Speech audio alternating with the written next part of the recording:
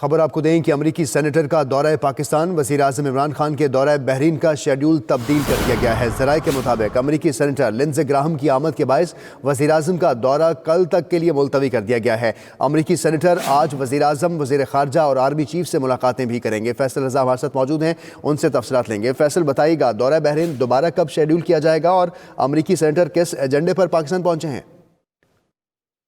جی بالکل، جیسا کہ آپ نے بتایا کہ امریکی سینیٹر لنزے گراہم کا جو عام ترین دورہ ہے وہ آج سے شروع ہو رہا ہے۔ وزیر اعظم عمران خان نے دورہ بحرین کے حوالے سے جو ہے وہ آج ہی بحرین کا دورہ کرنا تھا، لیکن شیڈیول میں اچانک تبدیلی کی گئی۔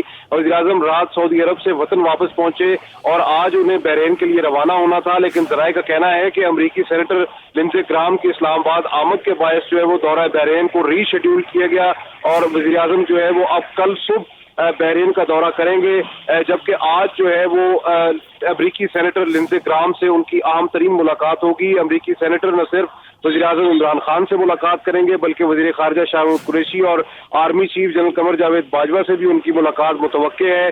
ذرائع کا کہنا ہے کہ ملاقاتوں میں پاک امریکہ تعلقات اور مسئلہ جموں و کشمیر پر تفصیلی گفتگو کی جائے گی اور بھارتی غاصبانہ اقدامات کو خاص طور پہ جو ہے وہ پاکستان کی سیاسی اور عسکری قیادت کی جانب سے جو ہے وہ مکمل طور پر جو ہے وہ آشکار کیا جائے گا، جو کہ بھارت کی جانب سے غاصبانہ اقدامات مقبوضہ جموں و کشمیر میں جاری و ساری ہیں۔